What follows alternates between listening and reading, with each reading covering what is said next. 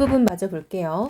돌고 돌아서 돈이라고 돌고 도는 돈 본 놈 있음 나와보래. 우리 같은 신세는 평생 이지랄로 끝장이야. 돈 에이 개수작 말라고 해. 라고 해서 여러분 임씨가 지금 술에 취해서 어떤 비관적인 말을 막 뱉고 있죠. 돈이 언제 돌았냐. 돈 없는 사람은 계속 돈 없고 있는 사람은 계속 있는 거지라고 말을 하는 거죠. 임씨가 갑자기 탁자를 내리쳤다. 그 바람에 기우뚱거리던 맥주병이 기어이 바닥으로 나뒹굴면서 요란한 소리를 내었다. 참고 살다 보면 나중에는 이라고 나는 나름대로 위로를 건네고자 하는 거죠. 모두 다 소용없는 일이야. 임씨의 기세에 눌려 그는 또 그 말을 맺지 못하고 입을 다물었다. 나중에는 임씨 역시 맨션 아파트에 살게 되고 달걀 프라이쯤은 역겨워서 곰국은 물배만 채우니 싫어서 갖은 음식 타박에 비오는 날에는 양주나 찔끔거리며 사는 인생이 될 것이다. 라고 말할 수는 없었다. 천번 만번 참는다고 해서 이 두터운 벽이 오를 수 없는 저 꼭대기가 발밑으로 걸어와 주는 게 아님을 모르는 사람이 누구인가. 자, 여러분 여기서 말하는 이 두터운 벽 오를 수 없는 저 꼭대기라는 거는 이제 어떤 사회의 가진 자들의 것인 거죠. 그쵸? 뭐 부유하고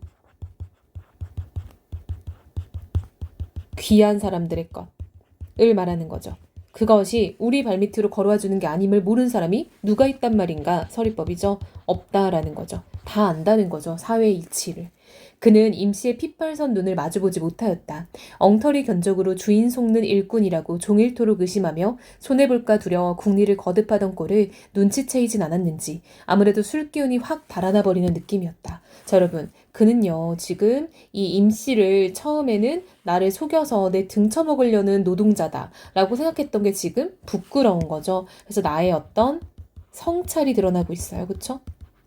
나는 지금 임씨에게 미안하고 부끄럽고 스스로가 너무 약간 내가 왜 그랬지 싶은 거죠.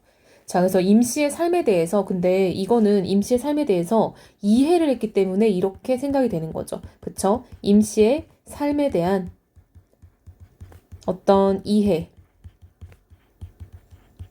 공감, 유대감이 있기 때문에 이런 생각이 드는 거겠죠. 아예 상관없는 사람이고 관심 없는 사람이면 이런 생각 안 할 거 아니에요. 그쵸? 자, 여러분 우리가 이렇게 비 오는 날이면 가리봉동에 가야 한다 라는 작품을 공부를 해봤는데요. 여러분 이 작품은 정말 유명한 작품이고 쌤도 되게 좋아하는 작품이에요. 양기자 작가의 원미동 사람들이라고 우리 친구들 되게 많이 봤을 거예요. 근데 여러분 이게 진짜 신기한 게 쌤이 강의를 처음 시작했던 약 10년 전 쌤이 10년 넘었거든요. 10년 전만 해도 여기서 좀 몇 작품만이 이제 좀 출제가 되고 있었는데 지금 10년 되는 시간 동안 거의 이 작품에 있는 웬만한 단편들이 거의 다 출제가 됐어요. 그래서 이게 연작 소설이거든요. 그 중에 한 작품을 우리가 공부를 한 거예요. 비 오는 날이면 가리봉동에 가야 한다라는 작품. 그래서 이 작품은 쌤이 아까도 말했다시피 산업화 시대를 배경으로 하고 있고요. 부천시 원미동을 배경으로 하고 있죠.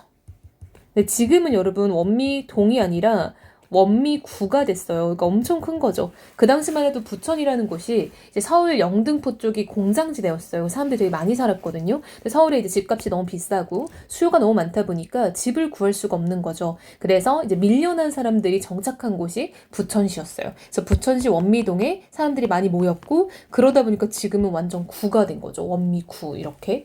그래서 이거는 원미동을 배경으로 하고 있다라는 점에서 굉장히 구체적이죠. 그렇죠? 되게 약간 진짜 그 당시 1980년대 우리의 삶을 들여다보는 느낌이 들죠. 자, 또 중요한 건 뭐냐면요. 그라는 인물이 나오죠. 근데 서술자는 밖에 있겠죠. 그쵸? 나라는 인물이 한 번도 안 나오니까. 그래서 이 작품은 전지적 작가 시점인 서술자가 작품 밖에서 모든 걸 다 알고 있어요. 하지만 누구의 눈을 통해? 그의 시선을 통해서 전개를 하고 있어요. 즉 여러분 이런 것도 요즘에 진짜 핫한 소재죠. 자, 이걸 뭐라고 하냐? 초점화된 인물이라고 하고요.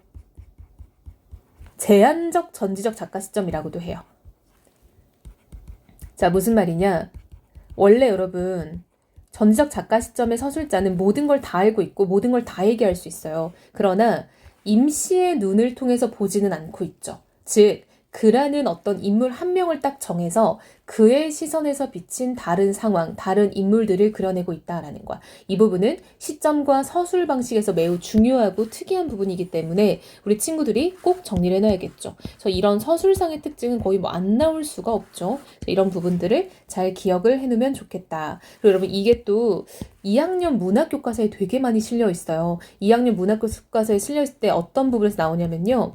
이게 자아를 성찰하고 타자를 이해한다 라는 파트에 보통 많이 출제가 되거든요. 그러니까 나를 생각해보고 다른 사람에 대해서 이해하는 과정이 들어있다는 거죠. 맞죠? 그에 대한 어떤 생각들이 드러나 있잖아요. 그렇죠?